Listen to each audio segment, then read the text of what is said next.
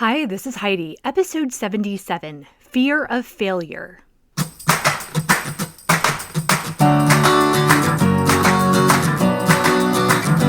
Life isn't a spectator sport. Success comes to those who show up every day with a pocket full of courage, grit, and a little sparkle. I'm glad you're here.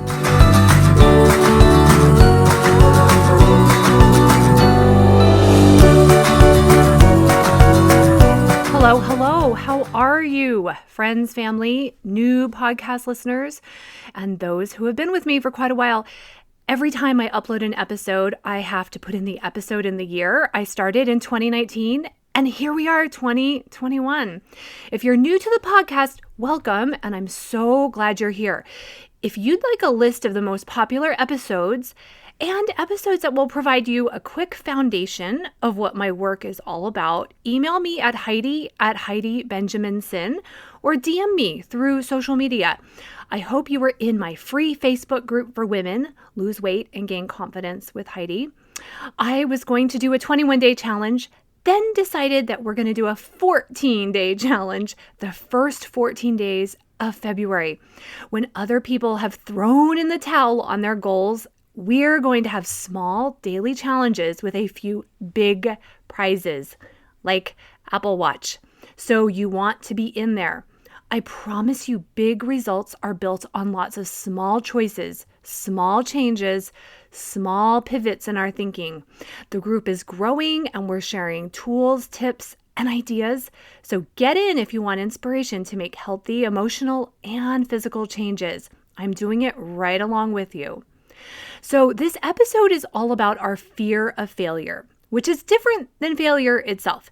Fear of failure is the paralyzing feeling from heavy and spinning thoughts about not meeting a goal or some future, quote, failure.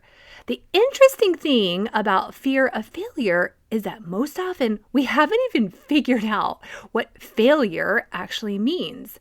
With all of my clients, I make them detail exactly what failure would be, from small details of what someone would say, what failure would mean to them, how they would feel, and often, as in almost always, the fear dissipates when they talk back to their brain and formalize the picture of what failure would be, because they realize it won't be as bad as they imagine.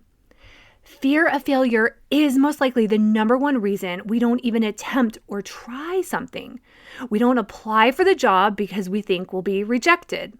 So we fail in advance by not even trying. We don't take the art class we've been dying to take for fear that we'll be terrible at art. So we fail in advance by not signing up. We worry we can't lose weight, or worse, we'll lose the weight, then gain it back. So we don't try, and we fail in advance. We think we'll fall on our face doing a presentation and it'll be terrible, so we don't volunteer, thus failing in advance by not stepping up. So it's obvious in each case, our fear of failure keeps us stuck. And ironically, the fear makes us fail in advance, like I just showed you. And since our brain always wants to conserve energy and is afraid that some future embarrassment or rejection will hurt, much like a tiger eating us will hurt, our brain wants us to stay in present failure and not even try. Our brain catastrophizes so that we stay small. Now, this is all our primitive or lower brains doing. We luckily have higher adult brains that can manage these default settings and thoughts so we can start learning new skills, doing new things. Yes, some failing along the way, but more often than not, a lot of success is inevitable too. Part of our fear is led by the fact that we don't talk about our failures enough. We don't see the years of failure that a lot of successful people endured to get where they are. I'm putting together a short presentation for the teenagers of our church about bombing and failing to reach our goals, and I found some great examples that we all know as being very successful. Did you know that Walt Disney was fired from a newspaper job early on for, quote, not being creative and not having any good ideas, quote? Funny, he is now known for being one of the most creative people in history. He also overcame bankruptcy, a mental breakdown, and other huge professional obstacles. J.K. Rowling wrote Harry Potter while on government assistance in England. She was divorced, she was broke, a single mother, and all 12 major publishing houses turned down her manuscript at first. A small house finally accepted it, gave her a small token advance, then only printed 1,000 copies at first and gave 500 to libraries. She kept going. She knew she had something special, and she kept pushing through. Michael Jordan was cut from his high school basketball team, was told he was too short at 5'11", and he didn't have the skills needed to play basketball. He said he used his vision of his name not being on the roster and envisioned it being on a locker to keep practicing and trying. Tom Brady, the greatest quarterback of all time, was draft picked 199.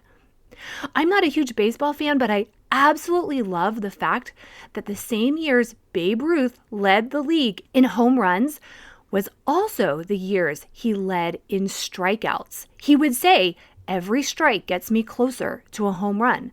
Even Steve Jobs famously was fired from his own company, Apple, and he said it was the best thing to happen to him. His reframing his failure and learning from it is the reason we all have iPhones, iPads, and so much more. So we see the success of the iPhones and we forget Steve had to fail multiple times. He had to learn. He had to keep going.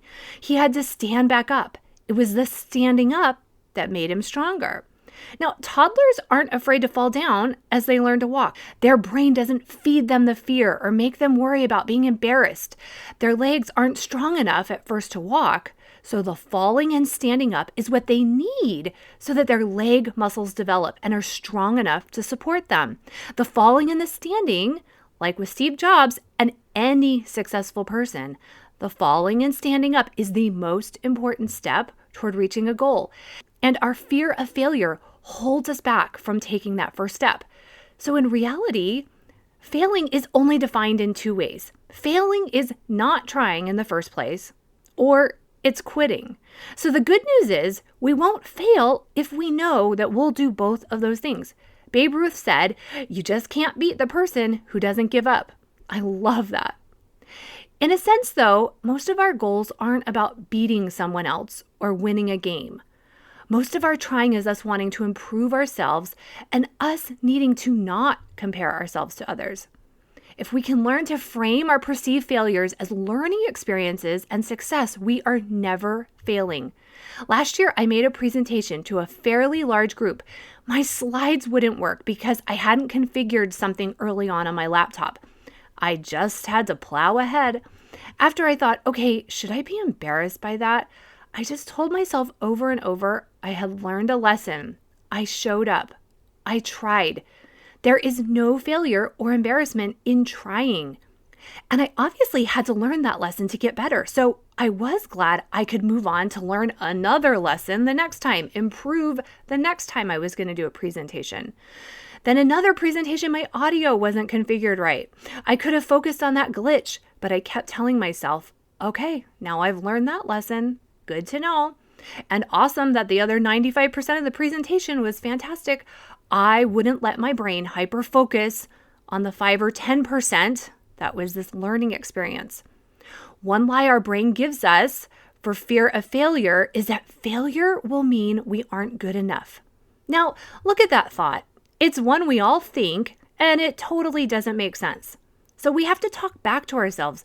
What is good enough? If I want to learn how to make a cake, who will define if the cake is good enough? And even if awards are given out and I'm the last one, does that even mean that mine wasn't good enough? One big fear we have when wanting to make health changes and lose weight is we fear getting to our goal weight and then not being able to maintain the loss or maintain that weight. Then we fear what we might think and feel then, and we fear what other people might think about us. So notice how much of that fear is first all in the future. That fear also stops us from doing uncomfortable things now. That fear is also based in what other people think, which we can then remind ourselves, well, I don't know what other people think even now. I won't know what other people think then, And really, it isn't my business what other people think. And what they think about me says more about them than about me. So how about I just try? Is the worst thing to happen that I'm disappointed in myself? Well, right now, I'm uncomfortable in my current disappointment. So really, I'm already there. I'm telling you, it's life-changing to realize the things we fear are emotions we usually already deal with in some way. That calms down the fear significantly because suddenly the outcome isn't scary and we have more motivation to change our future, to take steps, to try new things. I also hear a lot that people don't want to, quote, waste time, that it will be a waste if they try to lose weight and it doesn't work. Well, what does, quote, doesn't work mean? If your goal is to lose 20 pounds and you lose 10, was that a waste? Make your brain first define waste, but really question that thought from every angle. Is it a waste to learn how to lose 10 pounds? Is it a waste to try something and learn about your body and your maybe creative talents? Is it a waste to join a gym for exercise and realize you made great friends there instead? Y'all, it's all in how we frame it. It's the lens through which we choose to see and interpret the results we get in life. This lens is tied closely to all or nothing thinking. Definitely a perfectionist tendency and mindset. And our brain likes all or nothing because it just has two choices and it doesn't have to do the heavy mental lifting to accept that 80% is great and it's okay and you didn't reach that last 20%. That requires us all to have healthy and positive self-esteem.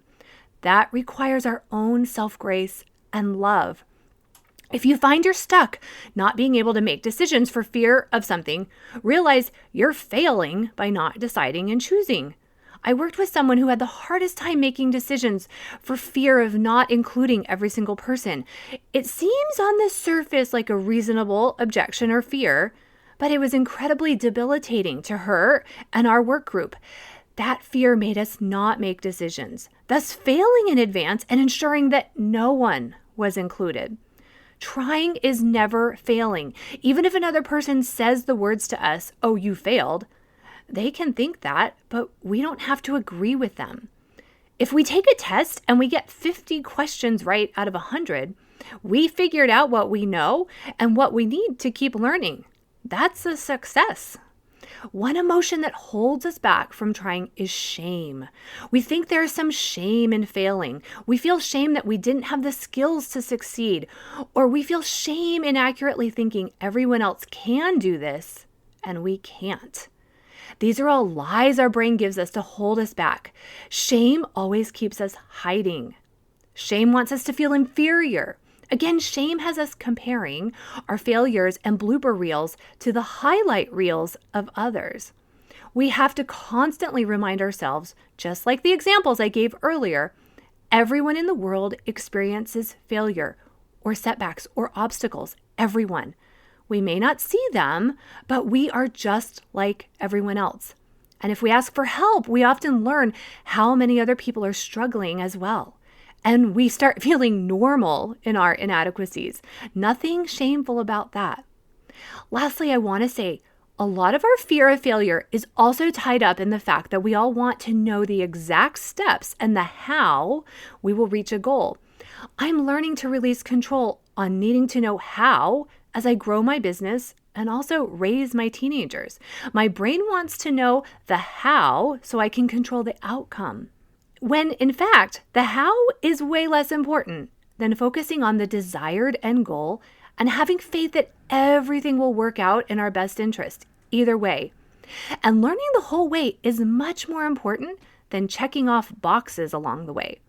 When I release control and stop trying to assess if we're failing or succeeding or comparing if we should be farther ahead, then I can release this. My life is filled with so much more peace than fear.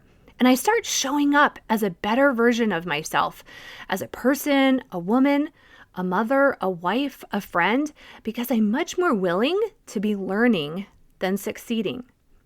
Okay, that's it for today. I hope you're in my free Facebook group, Lose Weight and Gain Confidence with Heidi. More weekly mini trainings are coming. Y'all focus on small, sustainable changes.